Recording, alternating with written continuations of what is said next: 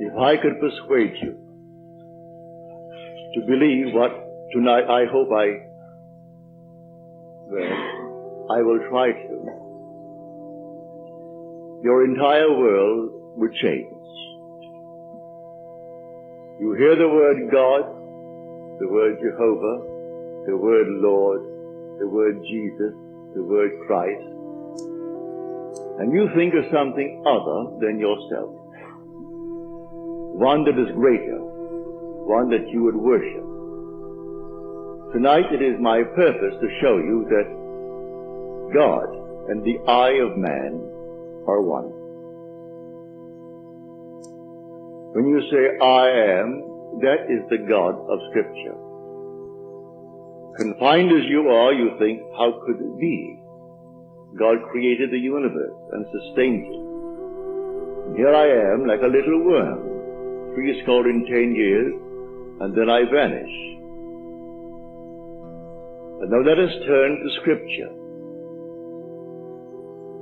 We turn now to the 16th chapter of Matthew. And the question is asked of the disciples, the followers, those who have heard him. And he said to them, who do men say that the Son of Man is? And they reply, well, some say, John the Baptist, come again. Others, Elijah. Others, Jeremiah, or one of the prophets. And then he said to them, but who do you say that I am? And the spokesman called Peter answered and said, thou art the Christ, the Son of the living God. He said to him, blessed art thou, Simon Bar-Jonah, for flesh and blood could not have told you this, but my Father who is in heaven. So here he equates the Son of Man with the eye of man, not the organ that sees or through which you see, but your sense of awareness, that I amness, when you are aware of being, your consciousness, your human imagination. So he equates the two. The Son of Man spoken of in the Old Testament and brought forward into the New is nothing more than the eye of man. And he calls it the Christ, and defines Christ as the Son of God. Now we find Christ being defined in the New Testament as the power of God and the wisdom of God. So the eye of man is the power of God and the wisdom of God. If man does not know it, well, then he will not exercise that power. He will not exercise that wisdom.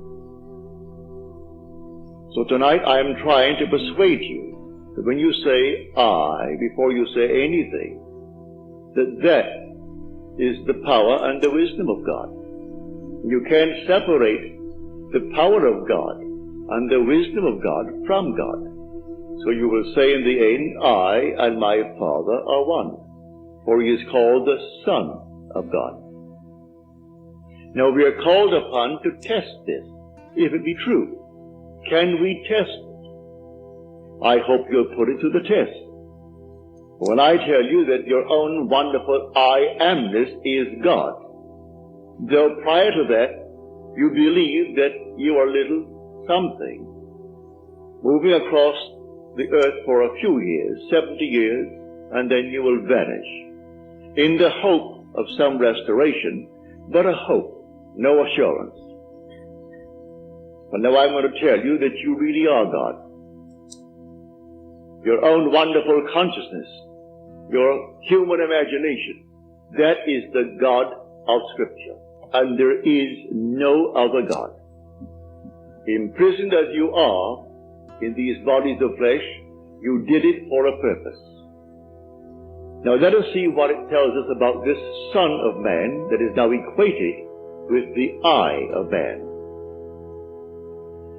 No one has ever ascended into heaven but he who descended from heaven, the Son of Man.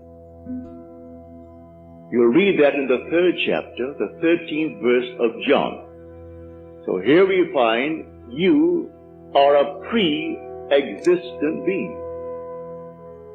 No one can ascend into heaven but he who descended from heaven, the Son of Man. Your ascension in the next verse, the 14th verse, is showing you how you ascend. As Moses lifted up the serpent in the wilderness, so must the Son of Man be lifted up. That's all imagery, and yet it is true. You descended into generation in a world of death, where everything begins, it waxes, it wanes, and then it disappears. But there's something in you, clothed in this garment that does die, that is pre-existent, and its home is heaven, which is harmony. You gave it up completely. You aren't pretending that you're a man. You descended into man. You became man. With all the weaknesses, all the limitations, all the restrictions of man, to experience this world of death and decay. There will come a moment in time that you will ascend from this restriction, taking with you the experience that is yours because of this restriction. And you will ascend in the same manner that Moses lifted up the serpent in the wilderness. That was an adumbration. That was a foreshadowing. You will rise from the base of your spine, up your spine into your own skull, for heaven is within you.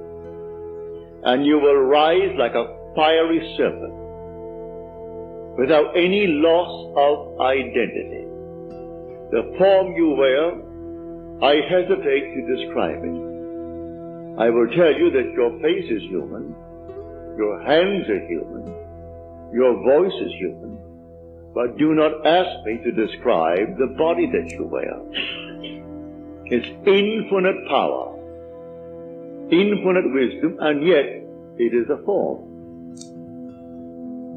You are that fiery being that descended, not because of anything that was wrong when you descended. The fall is not because of any mistake on our part. It's a predetermined plan to come down into the world of death and decay and overcome it. If coming down, wearing these garments, we knew who we were, pretending that we were men, we could not accomplish it, any more than an actor on the stage, pretending that he is Hamlet, can actually play that part. He has to actually assume it, but even then it is still with a little something in his mind. He knows he is the great actor who tonight will go home to his lovely home, and he'll take off the garment and hang it up once more, and tomorrow he'll replay the play. You don't do that in this play of God. You don't take off the garment. You wear it for your 70, and if by strength, your 80, or maybe even longer, or shorter. But the I of man is the God of Scripture. Put it to the test.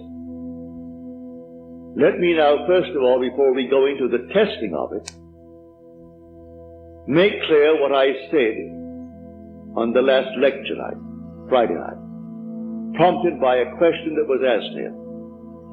For I had said in the previous lecture that there are ranks in heaven as they are on earth, for this is only a copy. Everything here is a shadow. It's a copy of the eternal realities. And in the 12th chapter of 1 Corinthians, Paul describes the 8 ranks. He does it many times, but he never changes the first 2. The first is always the apostles. The second, the prophets. The third, the teachers, and then he goes on. Miracle workers, healers, helpers, administrators, and the speakers in tongues. But he never changes the first and second, the apostle and the prophet.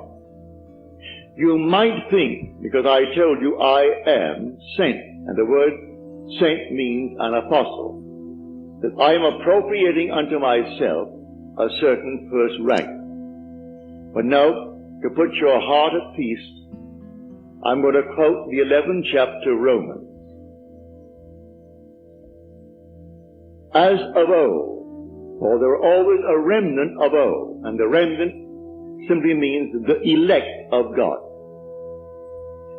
You're not elected because you're born by accident into some ethnic group. Has nothing to do with that. A descendant of Abraham after the flesh is not necessarily the elect of God. You are chosen from any race, any nation, any religion. Well, how the choice is made, no one knows. It remains the Father's secret.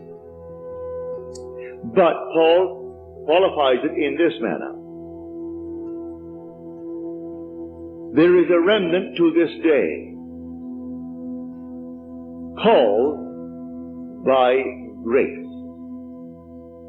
And if by grace, then it is not on the basis of works. Otherwise, grace would no longer be grace. Therefore, no one who is called and sent can brag. If he brags, he is not the sent. Because it's all by grace. He didn't earn it. It's not by merit. It is simply a secret known only to the Father. So when we are called, incorporated into the body of infinite love, who is God, and then sent, let no one who is sent raise a finger to brag, to boast, for it is all by grace. Read it in the 11th chapter, the 5th and 6th verses of Paul's letter to the Romans. So now I have stated that. So do not think for one moment when I tell you I have been called and sent that in any way I am trying to act superior. For there is no intrinsic superiority to those who are called. Now he uses an analogy which I do not think adequate, but you can read it in the book itself. He uses the analogy of the human form, that not all are head, eyes, nose, teeth, and so on. But that is a weak analogy. Nevertheless, he uses that to show you the different parts in one body. But now to come back to make this a very practical night. Believe me that when you say I, before you say I am John, I am Bill, I am this, I am that, I am the other, you are declaring yourself to be. And that sense of being is God. That's God. Now what are you going to put on it? All things are possible to God. All things. You could say now, as you're seated here, after first affirming that I am, you could then assume that I am, and you name exactly what you want to be. If you believe what I tell you about your own I amness, and remain faithful to what you have assumed, that assumption will harden into fact. When you pray in the true sense of the word, you do not pray to any external God. That was my command when I was sent down with the blue blood. Has nothing to do with the social structure of the world. It has only to do with church protocol. All external worship, all ceremonies, everything that leads the individual outside of himself. To put a little cross on the wall and then bow before it and see it as something external is not what Scripture teaches. Buried in the Old Testament there is a pattern. So he said, taking the 12, we're going up to Jerusalem. And everything written about the Son of Man, which is the I of man, will be accomplished. But they did not understand what he said. It was beyond their ability to grasp. He is going up, and only the one who has experienced Scripture, which means he has actually resurrected the pattern, playing the part that is the central part of Scripture. He resurrects the pattern, all within himself. He plays all the parts. He is the one who is born from above. He is the one who comes out of the grave, unassisted. He is the one whose 3 witnesses bear witness to his birth from above. He is the one they cannot see because he is now spirit, yet more real than all the flesh in the world. He is the one who actually sees his son, David, and David calls him father, and he knows he is David's father, and David knows that he is his son. He is the one whose temple, the body, is split into from top to bottom. It is he now who ascends like a fiery serpent from the base of the spine up into the skull. He is the one on whom the dove descends and lights upon his hand like Noah in the ark. And as Noah brought the dove into him, you bring the dove to you, for man is the ark of God. And as the ark contains all things within itself, man contains within himself all things. Everything he creates from within himself. And this pattern, the individual awakens within himself. And who does it? The I of man. And that is God. Now tonight you can test it, as you are called upon to test it. Test yourselves and see. Do you not realize that Jesus Christ is in you? Unless, of course, you fail to meet the test. Examine yourselves to see whether you are holding to the faith. What faith?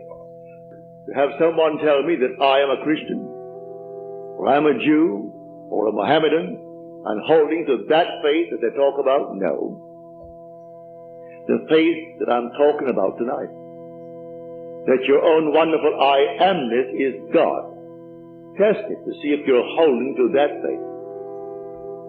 If you're holding to that faith and all things are possible to God, you should be able to prove it in the testing. She's not here tonight. She promised she would write me a letter, having told me the story on Friday. But I know she finds it difficult to express herself in writing. She can paint and paint and paint and do all kinds of lovely things in painting, drawing. And when I say to her, please write it that I may tell it to my audience before I close, for I have no future plans after I close. on the 29th. So I would like to share your experience with them, to encourage everyone in this world to do what you did. Well, the letter didn't come. I can see her struggling over one page and rubbing out a line because she didn't spell the word correctly and going over the next one. But she can take a piece of canvas, a piece of paper, and do miracles with it. But because she's restricted in writing a letter, she didn't send the letter. But the essence is this. She is now a divorced girl with a little boy, handsome little fellow. Well, when you're living alone and you need money and you have a child to support and you have a home, all the things, and the money isn't coming in, then you're up against it. So she said, I blew my top, as you're told in the Psalms to do. She said, then I applied this principle, and I assumed that I had exactly what I need plus and plus. Then I got a call from First National City Bank of New York City. Now that is the second largest bank in our country. Bank of America comes first, they are second, and Chase Manhattan is third. Given me an order, she has no agent. This is an unsolicited statement. An order for $5,000, which she can execute and deliver within a month. Well, the First National City Bank of New York is not going to be hard-pressed to pay her immediately $5,000. If she called them and told them to pay it in advance, they would willingly pay it in advance. And she said, I can execute that order in 1 month. But I want the details. I had hoped she would send me as she promised last Friday, but knowing her restriction concerning the use of words. She can use the brush and use the pen and use the pencil, but she's limited in the use of words. Eventually, she will send it, but I had hoped to have it by tonight. So I could give you exactly what she did. But this is what I do.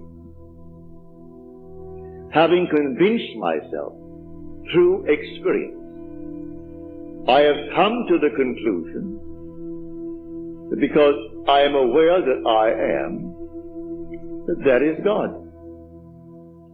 For if by Him all things are made, and without Him is not anything made that is made, and I start from scratch, only imagining a state, and then I boldly assume that it is real, that I am actually experiencing that state now. And then in the not distant future, that state crystallizes in my world. Well, then I have found God. I have found the source of the phenomena of life. My only concern then is to share it with others and tell them, for they're all one. We are one. No one is greater than the other, not fundamentally. In his claims of what he is in the world of Caesar, he has more money, or he has so-and-so and so-and-so, but basically the same creative power in the man tonight behind bars serving life is the same creative power of the one who sentenced him to life. Is the same being. There is only one God. Hear, O Israel, the Lord, our God, the Lord is one. And the word translated, the Lord, is Yod-He-Vav-He. Properly translated is I am. When you go unto the people of Israel, and they ask you, what is his name? And you claim that the God of Abraham, and the God of Jacob, and the God of Isaac sent you. You say unto them, I am has sent me. That's my name forever. And by this name I shall be known throughout all generations. But man finds it difficult keeping the tense. And so he speaks of thou art, or he is. And he never actually comes down to the fundamental and knows that I am. I am the cause of the phenomena of my life, good, bad, or indifferent. I have to live with it and change my assumptions if I would change the world in which I live. But now, can I help a seeming other? I say you are myself pushed out. Can I help another? Yes, because there's only one. If your request of me comes within the framework of the golden rule, something that I would like done to me, then I can willingly help you. If you ask of me that which does not come within the frame of the golden rule, do not ask it of me. I grant you complete freedom to go elsewhere and go to anyone who will tell you they can do it in spite of what he said. Go ahead. But if anyone asks of me any request, all that I do is this. It's so simple. We are told in Scripture, whatever we ask of him, knowing that he hears it, it shall be done for us. If we know he hears it. Well, can you imagine you seated here on the surface of your being, a rational being, knowing something that the depth of your own being that encompasses you doesn't know? So you know, and you think, well, he doesn't know. Well, read that in the story of Ezekiel. You'll read it in the 38th chapter.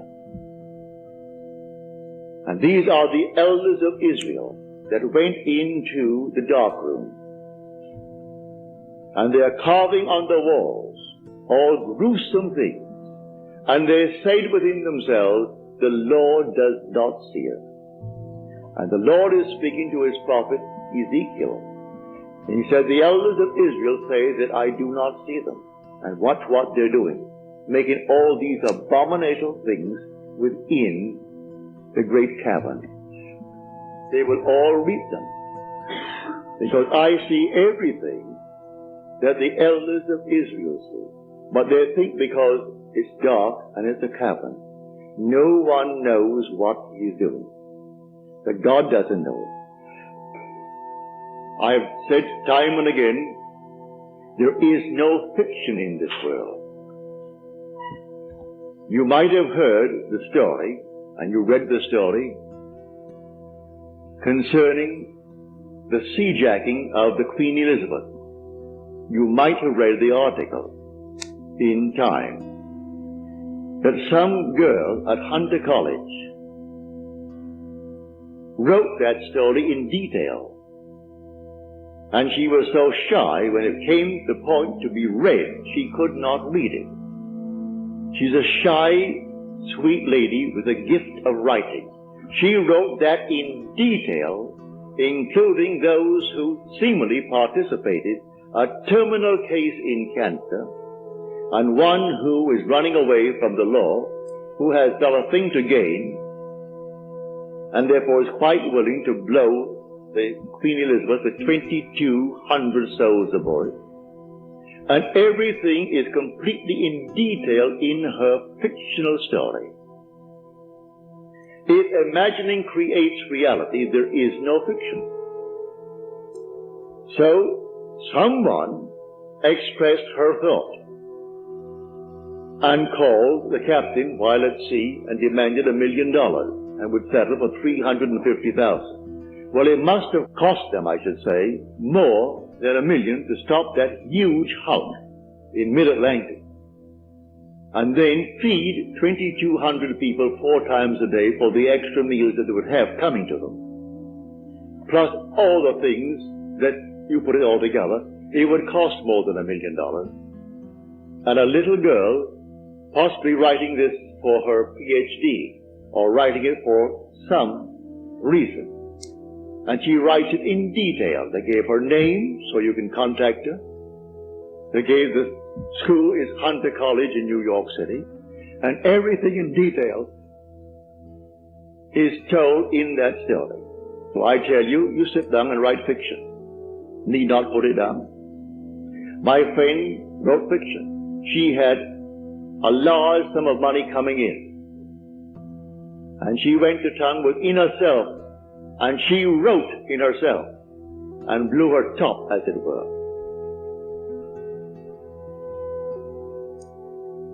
Thank you, Harry. Thank you. Didn't drink enough tonight.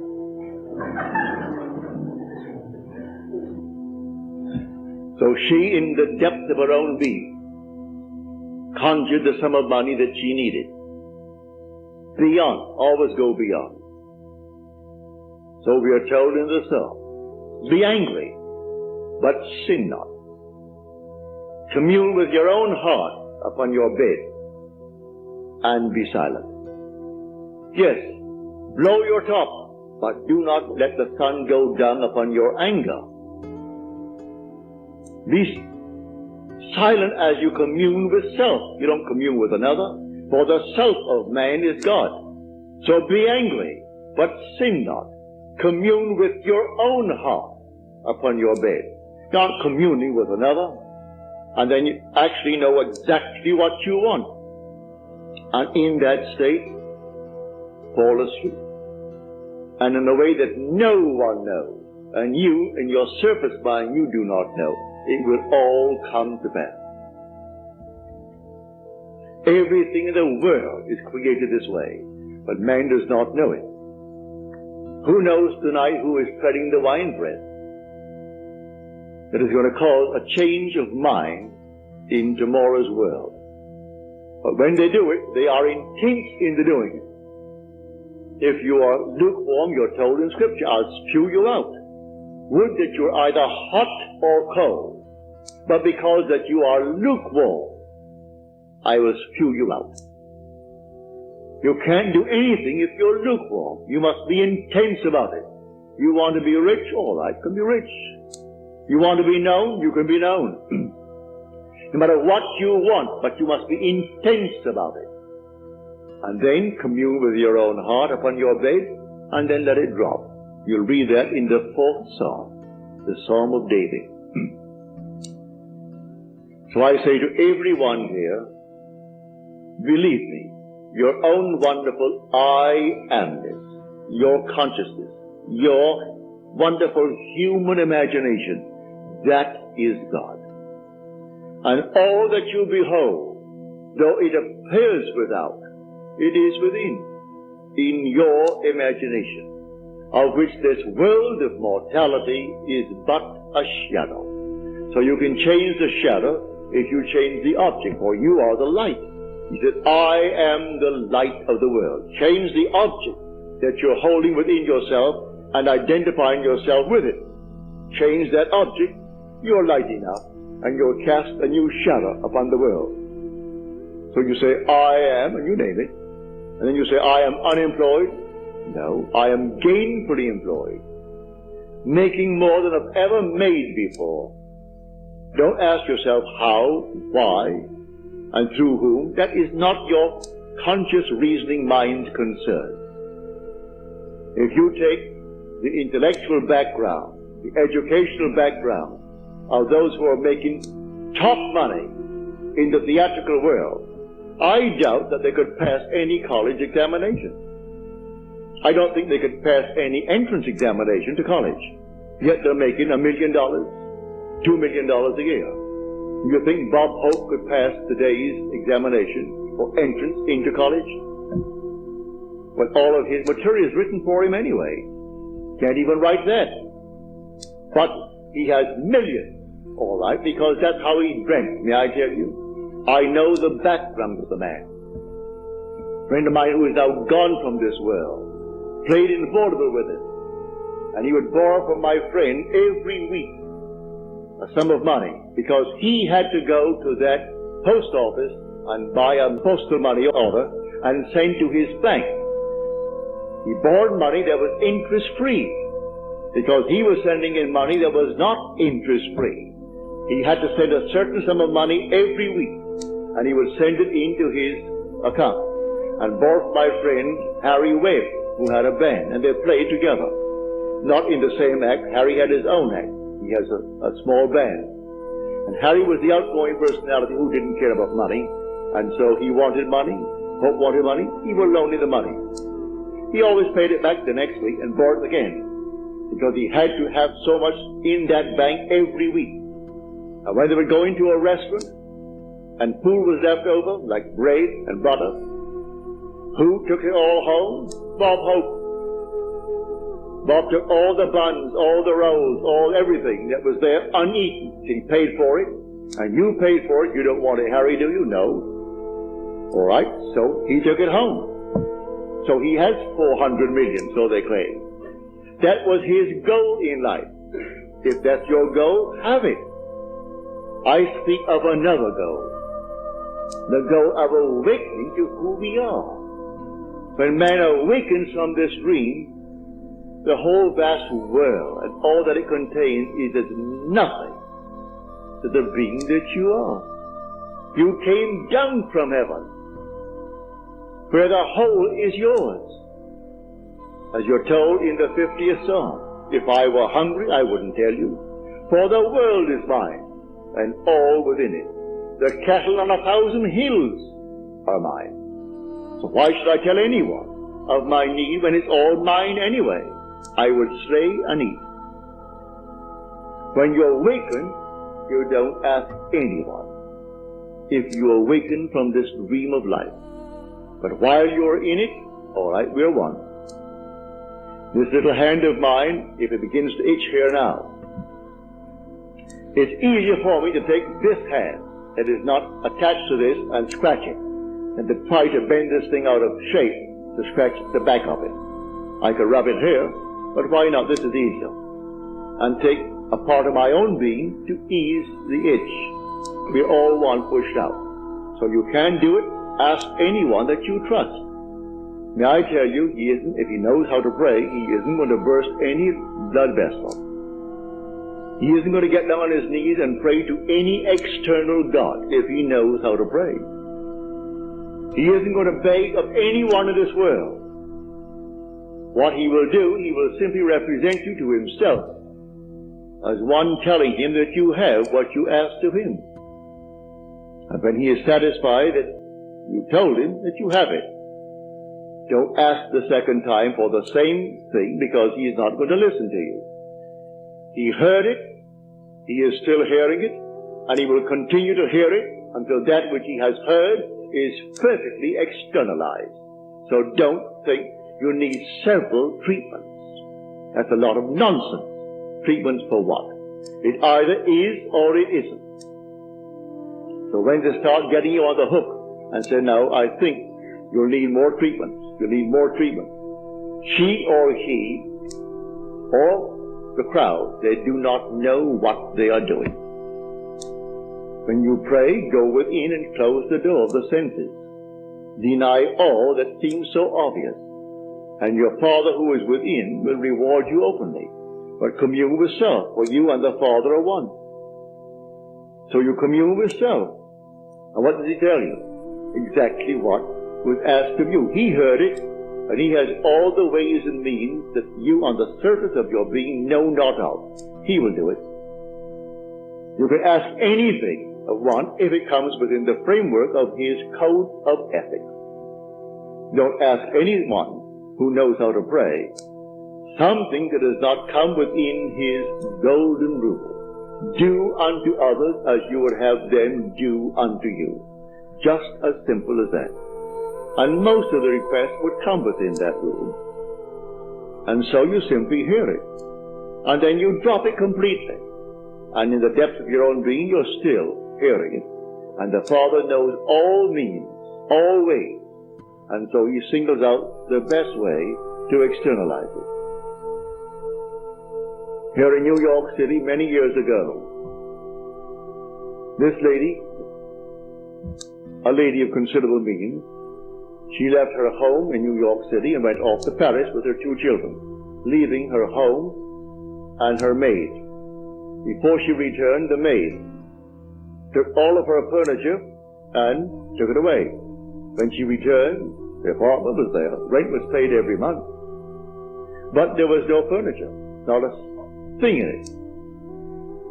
She employed a private agency, told the police department, told all the authorities in New York City, and plus her private agency. At the end of a few months, they did not turn up one thing concerning that stolen property. She came to see me. I said, all right, you're seated there and I'm seated here in my apartment. Now, you are not seated in my apartment. You are seated right now, close your eyes, you're seated in your own apartment. And you had a grand piano? She said, no, I had a piano, but it wasn't a concert grand. It was grand, but not a concert grand. And on it, I had my pictures of my 2 children. And I had pictures on the wall. She told me what they were. And the furniture, I said, all right, refurnish that place as you left it. You have a memory. She did. Now, when I stopped talking, it's because you have refurnished that place to me. Now, you're going to go in, and you aren't going to see your apartment from my apartment. You are in your apartment. And you can feel your chair and get off your chair and feel the piano and see the children, the pictures of the children, and that's what you're going to do. She agreed she would do it. And then we simply broke the spell. What did it take? 2 minutes? 3 minutes? That week, she went to her bank on Madison Avenue. As she was coming out of the bank, she had a past history of a little mental state where she was put away for a while because she needed psychiatric treatment. And the bars on this window reminded her of her past history and therefore addled her for a while. So she came onto Madison Avenue and turned south instead of turning north where she should have. When she discovered her mistake, she was at the end of the block.